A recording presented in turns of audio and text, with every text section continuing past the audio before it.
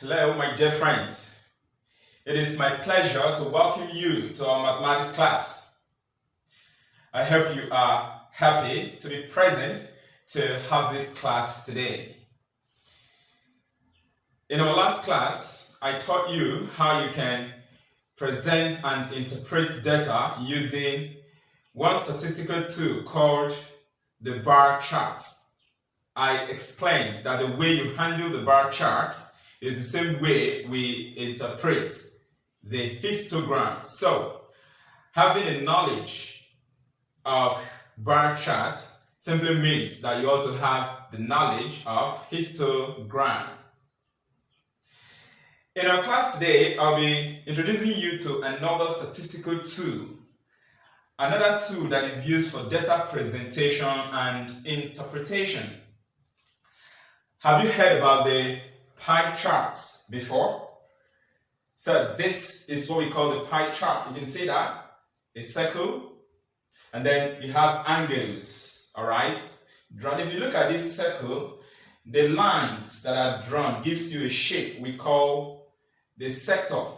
You see the way the lines are drawn to the center of the circle, showing you the angle.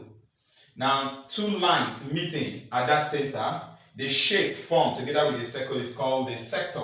Let me quickly show you one here. This is what I mean. That shape you see something like this. This is the center of the circle. So a line drawn this way, another line drawn this way, they meet at the center, then cutting off a part of the circle. We call this part of the circle an arc, A-R-C. So this is a sector. Then you have this angle here. Okay, so you can see that on the pie chart. So today we are going to be learning how we can present and interpret data using this pie chart. It's going to be an interesting class as always. No dull moment, okay? First of all, let us start by getting to know what a pie chart is. On the board here, I have this short note explaining what you should know about a pie chart. A pie chart is simply a circular chart used for data presentation and interpretation. Just like you saw, a circle. Okay? So we use it for data presentation and interpretation. How do we construct the pie chart? It is constructed in such a way that each item, the data given to you in a distribution, is represented by what we call the sectorial angle. Sector. I showed you the diagram here. Okay? So in constructing the pie chart, our aim is to get the sectorial angle. That sectorial angle simply gives you a shape called the sector. And the sectorial angle, we can still call it the pie chart angle. So once you draw that circle, your aim, what you are now to do next, is to get those angles. And of course, we use two major instruments in drawing a pie chart, in constructing a pie chart.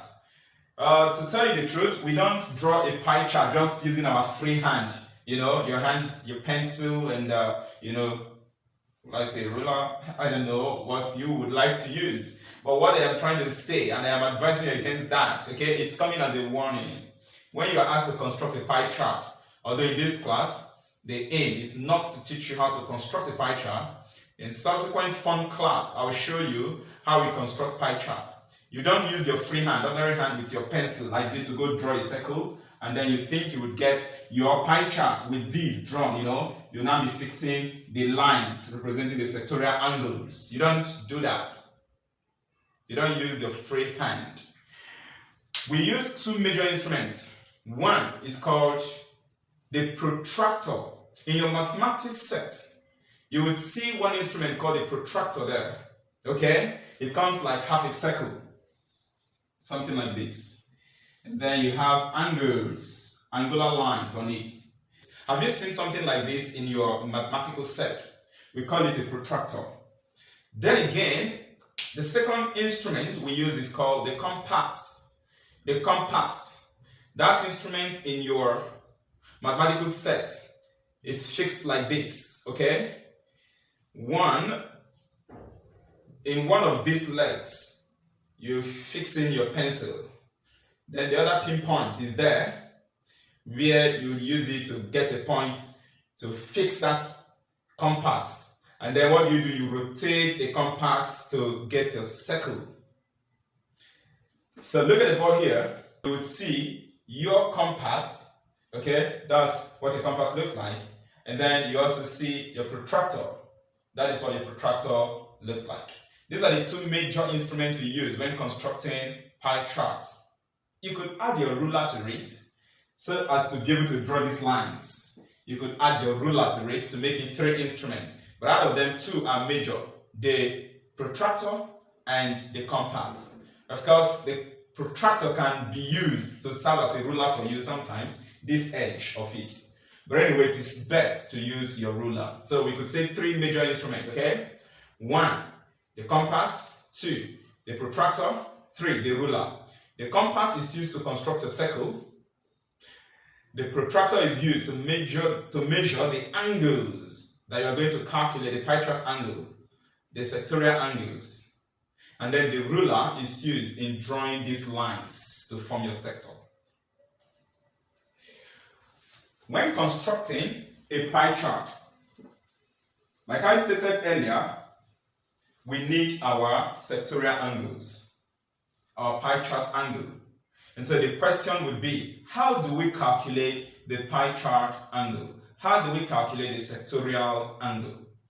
On the board here, you have the formula. You know, it's very important in mathematics. We have a lot of formula, and once you are given any formula, okay, as an intelligent student you are, what you need to do is to memorize that formula. And memorizing a formula is all about practicing it, saying it over and over again.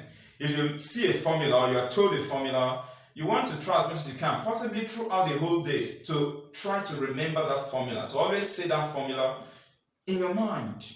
Before you know, you would have learned that formula at heart. And that is how you do not forget formulas. If you don't practice it, if you don't say it over and over in your mind, you can easily forget it. So to calculate our pie chart angle, we use this formula. Sectorial angle is equal to value of item divided by sum of values of all items, that's of all data in the distribution. And of course, you know from our past classes, when you sum all values of the items, it's the same as summation of frequency. You still remember this symbol, right? Summation of frequency. So whatever you get here, you multiply it by 360 degrees. Take your mind back to the first class we had when we introduced data collection, presentation, and interpretation. When I was listing the statistical tools, when I talked about pie charts, I told you to remember that total angle in a circle is equal to 360 degrees. I remember telling you that we are going to meet that by the time we learn pie charts, which we are doing today in this lesson. So this is the formula we use in calculating pie chart angle, also known as sectorial angle. If I let me write this here, either you call it sectorial angle or you can call it pie chart angle. Okay, they're the same thing. It's equal to the value of the item, you divide it by the sum, the total value of the items, then multiply by 360 degrees. Now we have this example on the board. We're going to use it to see how we calculate the sectorial angle. Then in question number 2, we'll find out how we draw our pie chart, okay, how we present that information on a pie chart. Question number 1. The table below shows the number of different kinds of fruits obtained from Mr. So and so's farm. Still remember our farmer friend, Mr. So and so, right? Good. So the table below shows different kinds of fruits obtained from his farm. It is required that we calculate the pie chart angle of each fruit. So the question is just for us to calculate the pie chart angle of each fruit. We are not going to construct the pie chart. just calculate the pie chart first, the pie chart angle first. The truth is, if you do not know your pie chart angle, your sectorial angle, you cannot construct the pie chart. So before we even start thinking of how to construct the pie chart, we should know how to calculate the sectorial angle first. And that is why we have this question here. So let's get to work. It's a simple one. You have to memorize this formula. So it is expected that as you're having this video lesson, you have memorized this formula already. Pie chart angle, sectorial angle is equal to value of that item divided by sum of all the value, that is addition of all the value, multiply whatever you get by 360 degrees. I'm going to solve the question directly here, okay? I'm going to solve the question directly there. First, let me write down solution here. Solution. The only thing I will write under the solution here is just the pie chart angle, which will guide us to be able to calculate the sectorial angle here. So I'm going to write, recall, we know that sectorial angle is equal to value of each item. We are going to divide it by sum of all values, sum of all values. And then we multiply by 360 degrees. Okay, sum of all values of the items. Then we'll multiply by 360 degrees. That 360 there is over 1, you know that. From our past classes in quantitative reasoning, I've explained if any number is standing alone is divided by 1. We're going to use this formula to now calculate the pie chart or sectorial angles. Are you ready? So let us go. For the first item, which is mangoes, we have the number of mangoes here is 5. So value of mango from the question here is 5. Now we're going to divide it by sum of all values, which means we are supposed to have added everything here. We are supposed to have gotten the sum. So let me calculate the sum here. I'm going to do something. Let me take this upward. Okay. Then just below it, I'll do sum frequency summation f. If you add all this together, you're going to get 20. You're going to get 20. Good. So that is the total of the frequency or the total of the number of fruits. Which means we know sum of all values of the items already. Coming to mango now, to solve, our sectorial angle will be equal to the value of mango or the number of mangoes, which is 5. We're going to divide it by sum of all values, which is 20. And then I'll multiply by 360 degrees. Now, how do we solve this? In mathematics, if you look at this, we have multiplication and we have division. Whenever you have multiplication and division, if it is possible to divide first before multiplying. Okay, it is easier if you divide so that it will reduce your number before you think of multiplying. It makes the calculation easier for you. If you multiply first before dividing, the multiplication will make the number bigger. Dividing will now become difficult. No wonder BOD/MAS. You remember BOD/MAS, right? BOD/MAS. Division comes before multiplication. Let's do this. Now, 20, which is the denominator, ends with 0. So I will cancel the last zeros. And then you see clearly that 2 can divide 36. If 2 goes into 2, 2 divides 2, you have 1. If 2 divides 36, you're going to get 18. 2 divides 36, you get 18. So this is going to give us 5 times 18. And if you multiply 5 by 18, you're going to get 90 degrees.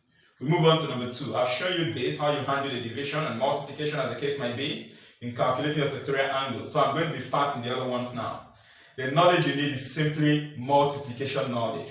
Once you have a good knowledge of multiplication, of course, division becomes 1 plus 1.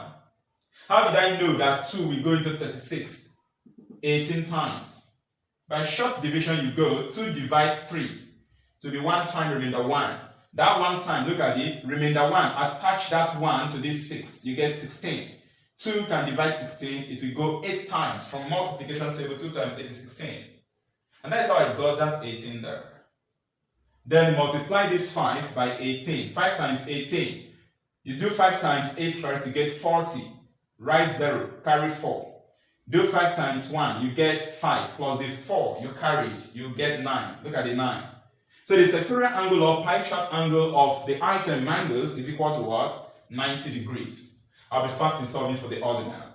Coming to that of oranges, using this formula, value of orange or number of oranges, which is 3. So we're going to divide it by the total item, number of items, which is 20, and then I'll multiply by what? 360. Once again, the zeros we cancel, and of course, you know, 2 here, 1, 2 here will give us 18, and that will be equal to 3 times 18. 3 times 18 will give us what?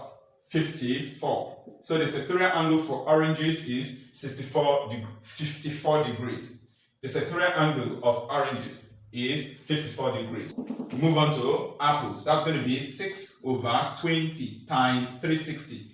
You already see clearly that if you divide 20, you get 1. 20 goes into 360 is 18. That's what we saw from here.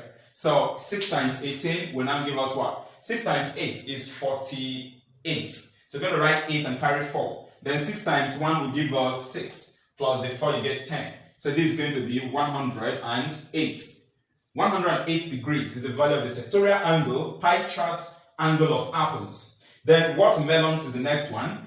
We have 2 watermelons here. So value of watermelon is 2. Divided by the sum of all the fruits you have there, which is 20. Then multiply by 360. Again, you do your usual division. 20 here, 1. 20 into 360 is 18. And then 2 times 18 will give us what? 36. So the sectorial angle of watermelons is equal to 36 degrees.